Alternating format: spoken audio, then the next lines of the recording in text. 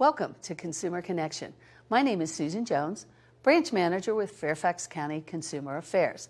I have with me today Pamela Quayson, Territory Manager, Taxpayer Service with the Internal Revenue Service. Welcome, Pamela. Good morning, Susan. Thank you for having me.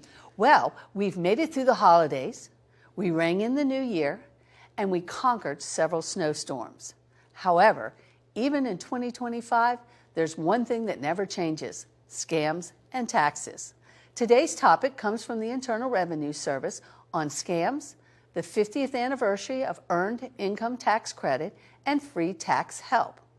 So, Pamela, there are a lot of scams out there. How can taxpayers know that they're truly being contacted by the IRS?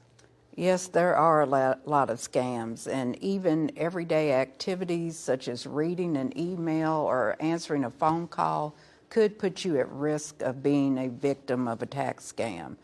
Identity theft, phone scams, and return preparer fraud are just a few of the ways that we can be affected. Thousands of people have lost millions of dollars along with their personal information to tax scams. Scammers use regular mail, they use telephone, and also email to gain information from individuals, businesses, and tax professionals. First, I'd like to talk about some of the scam warning signs. They typically mislead you in three areas: tax refunds, credits, and payments. The scammers will try and pressure you for your personal or financial information or your money. Watch out for a promised big payday. If it sounds too good to be true, it probably is. Bad tax advice on social media may also try to convince you to lie on your tax forms, or they may mislead you about credits you can claim. Also, watch out for demands or threats. Impersonators want you to pay right now or else. They'll threaten arrest or even deportation. They don't let you question or appeal the amount of tax they say you owe. Also, website links can be an issue. Odd or misplaced web links can take you to harmful sites instead of IRS.gov. So what are some of the most common scams? There's several, but I'm going to briefly discuss three of them. Disaster fraud. We've had a lot of recent disasters, so it's important that people are aware of this. There are scammers out there that want to help you file casualty loss claims or to get a big tax refund. They claim to work for IRS or on behalf of IRS. There are email and text message impersonators. These scammers want you to send them money. They may attach links or attachments to the message. Don't open or click on them because they can cause serious harm to your computer. Unfortunately, our seniors are being targeted. Scammers are targeting people over 65 years old or those nearing retirement to get their personal or financial information or their money. And once you give them money, they're going to continue to ask for more. More information on the most common tax scams can be found on irs.gov keyword search scams. Well, that's a big help. So how can we know it's really the IRS on the other end of the line?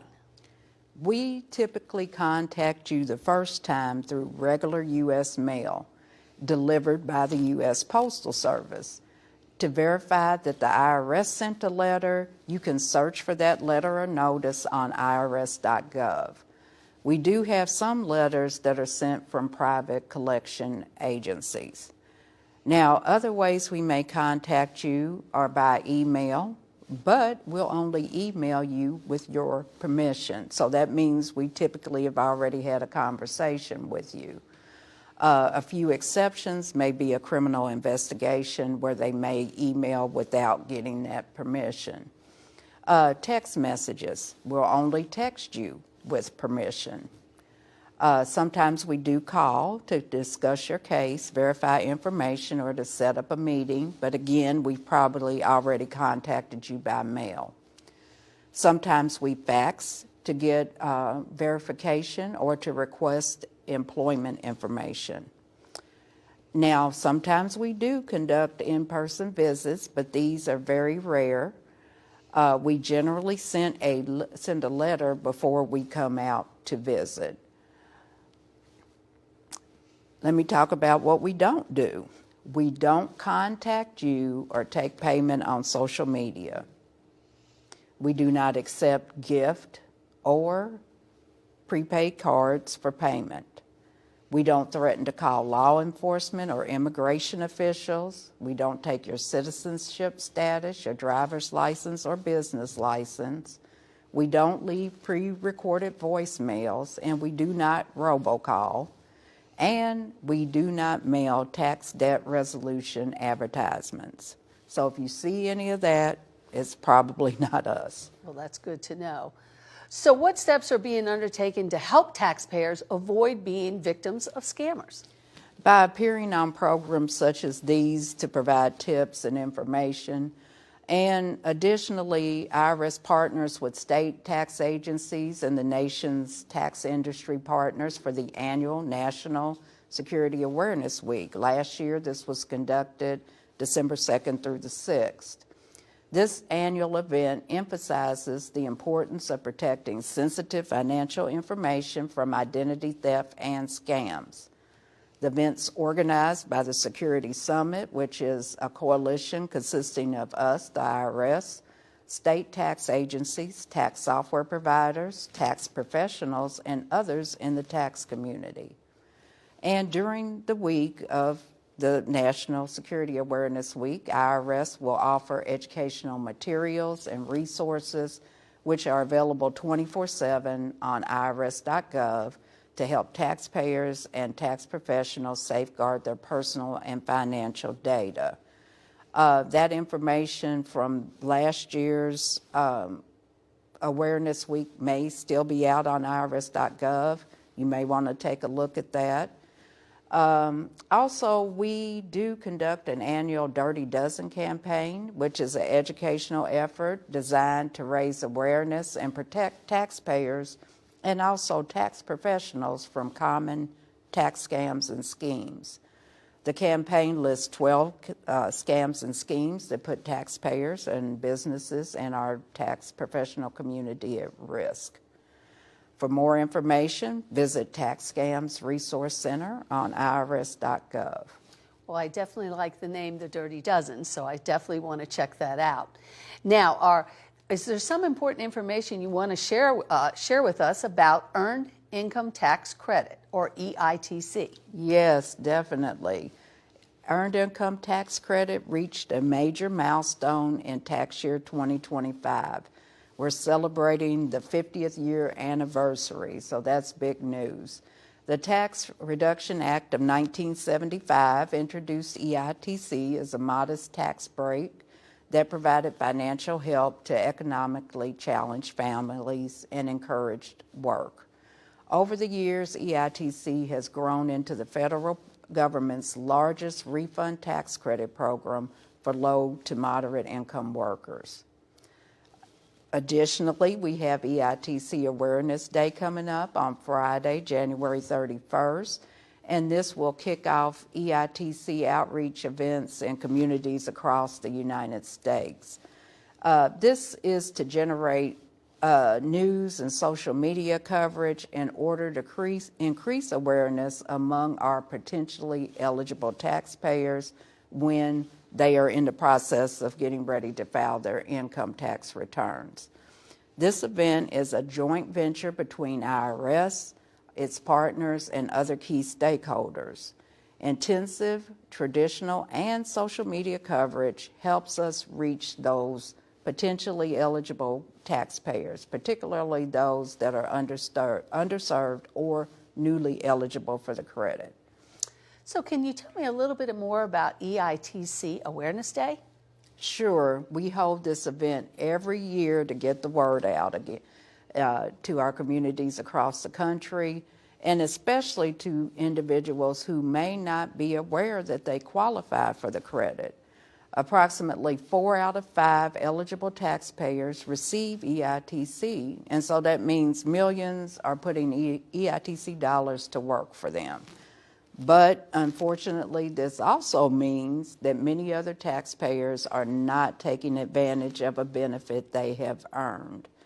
Ultimately, IRS's goal is to positively impact the EITC participation rate, and that rate is about at 81% per tax year data for 2021. So we need to reach the roughly 20% that are eligible and not claiming the credit. So we're going to continue to focus on underserved communities as well as taxpayers with unconventional family conditions. Some of the workers that may be at risk of overlooking EITC are those that live in non-traditional homes, such as a grandparent raising a grandchild, those living in rural areas, those who had a recent marital change or parental change during the tax year, and those who have disabilities or are raising children with disabilities, just to name a few. So who qualifies for the Earned Income Tax Credit? Well, to qualify, workers must have earned income, investment income, and adjusted gross income within certain limits. And I'm going to talk about the adjusted gross income limits in a moment. They must be a U.S. citizen or resident alien all year. They must have a valid SSN by the due date of their return, including any extensions. Meet special rules if their filing status is married filing separate. File a return without Form 2555, which is foreign earned income. And they must meet the criteria for EIC without a qualifying child or have a child who meets all the qualifying child rules.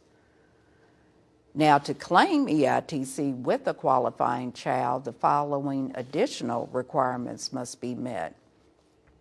The child must meet the relationship, age, residency, and joint return tests. The child cannot be claimed by more than one person, and the taxpayer cannot be the qualifying child of another taxpayer. I will note that if a child meets the rules to be a qualifying child for more than one person, only one person can use that child to claim EITC. So are there any income limitations for EITC? Yes, there are, depending on the filing status. And I believe on the screen you have a chart that I'm going to walk through for our viewing audience. In the first column, it shows the number of children or relatives claimed. The second column is the maximum AGI for all filing statuses except for married filing jointly. If you note, married filing separately does have an asterisk, and typically our taxpayers who are married filing separately do not qualify for EITC. However, there are special circumstances where they do, and that's why they are listed in this column. So let's take a couple of examples. If no children are being claimed, you see 0 in the first column. The maximum AGI for all filing statuses except for married filing jointly is $18,591. This means your AGI must be this amount or less to potentially qualify for EITC. We'll take a look at the maximum AGI for married filing jointly, and that is $25,511. And again, the AGI must be this amount or less for married filing jointly taxpayers to qualify for EITC. And let's take a moment to look at a return with children being claimed. We'll look at 2 children. The maximum AGI for all filing statuses except for married filing jointly is $55,768. And the maximum AGI for married filing jointly is $62,688. And again, the AGI must be that amount or less for the taxpayer to potentially qualify for EITC. And you can find all this information on the IRS.gov. Yes, exactly. Well, that definitely is a lot of information. Now, anyone who missed a portion of that How can they find it if they qualify for EITC? Well, I recommend that they check out the EITC Assistant, and that, of course, is on irs.gov, as you indicated. And the EITC Assistant is a calculator that helps taxpayers determine if they qualify. The taxpayer has to respond to various questions about their specific tax situation, and the tool advises whether or not they qualify.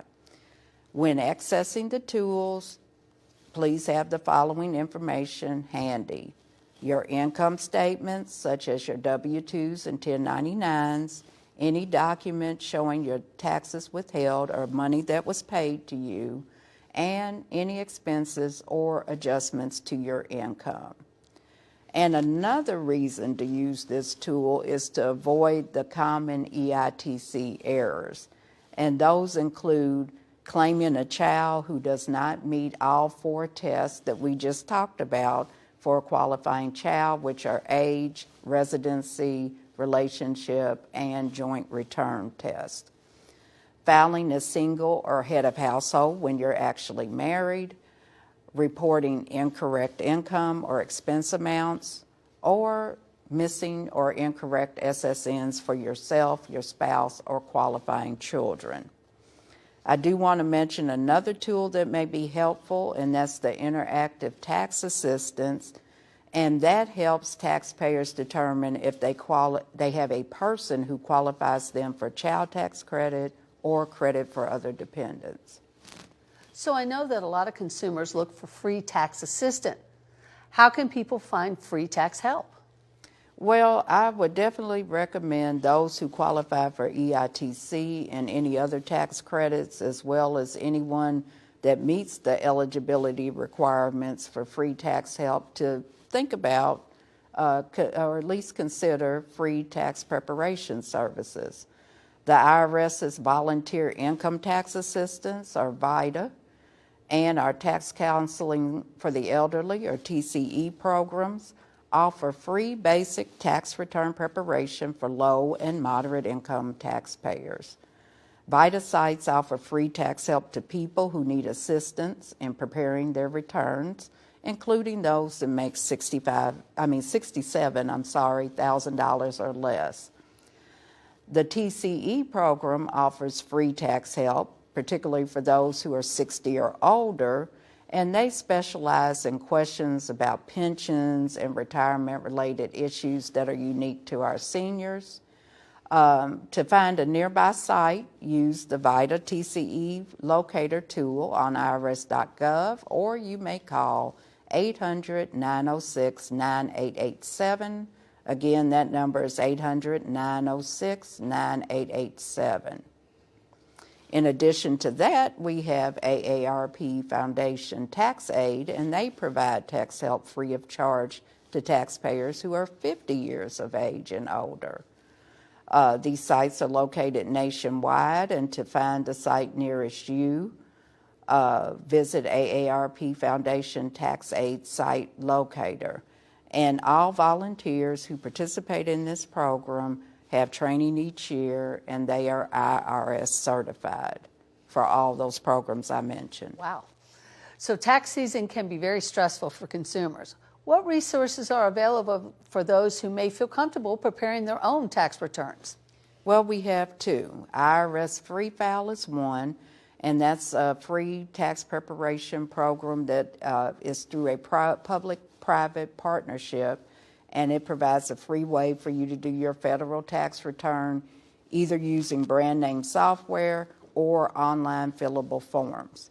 The Free File software is available to millions of individuals and families who have AGIs, or adjusted gross incomes, of $79,000 or less. Some Free File partners also offer free state tax return filing. For more information on IRS Free File, you know where to visit, irs.gov.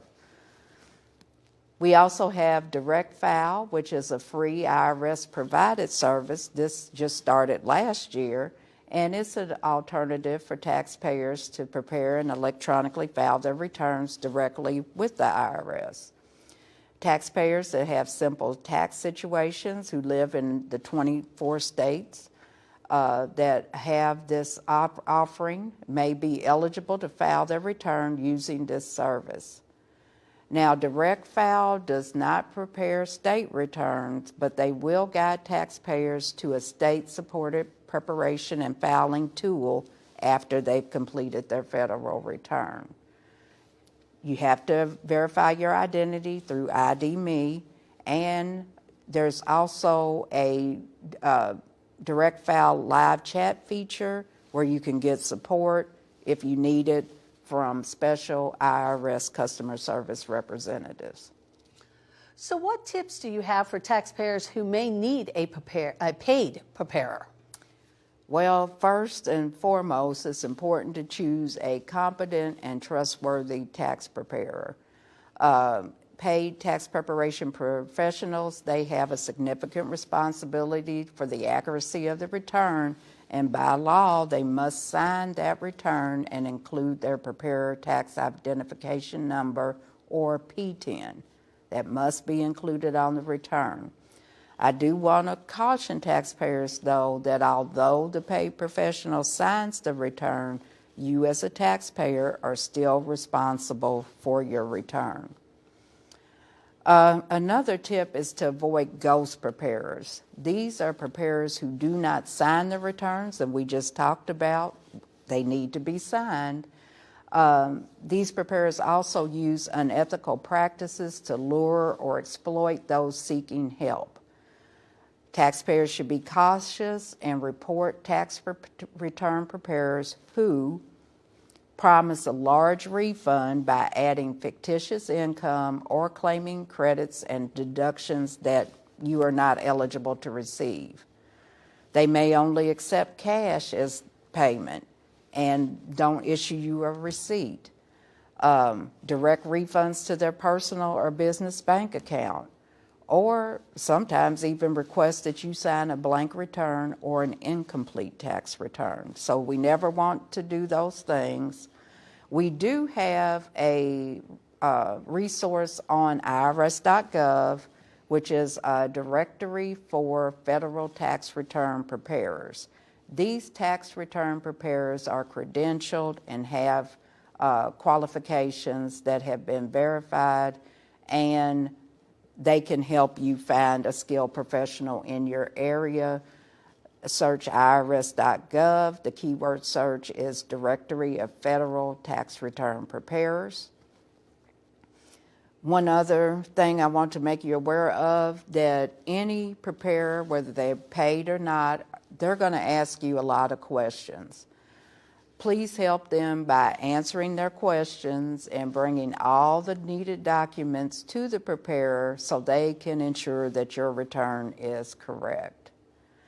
Also, for more information on selecting a return preparer, please go on irs.gov and research topic 254, How to Choose a Tax Return Preparer, for more information. So I heard the IRS is changing the way it handles duplicate dependent returns. Can you tell us a little bit more about that? Sure. A duplicate dependent return occurs when more than one taxpayer claims that same dependent. For filing season 2025, IRS will accept an electronically filed duplicate dependent return if the taxpayer files with a current calendar year Identity Protection Personal Identification Number, IPPN. If the taxpayer's filing status is married filing jointly, only the primary taxpayer needs the IPPN. The spouse doesn't also have to get one. And the fastest way to receive an IPPN is to request one through your online account. If you don't already have an IRS online account, I do recommend you get one. You have to register and confirm your identity, and then you will be receiving an account. If the taxpayer files prior year returns after they get that IPPN, they have to make sure that that IPPN is present on all e-file and all paper calendar year returns. If they had a previous prior year return that rejected because of the duplicate dependent situation, they still have to file that return by paper. They won't be able to file it electronically. And please note that even if you file with the IPPN, it won't exempt you from receiving a notice that's questioning whether or not you can claim a dependent. We will ask you for more information and to send in supporting documentation that you are entitled. Well, Pamela, thank you so much for joining us today to share such valuable information on tax scams, earned income tax credit, free tax assistance, and helpful tips for taxpayers. Now, if you have a consumer issue, please contact us at 703-222-8435. You can like us on Facebook at Fairfax County Consumer Affairs or visit our website at www.fairfaxcounty.gov/cableconsumer. Join us next month for Consumer Connection. Have a great week.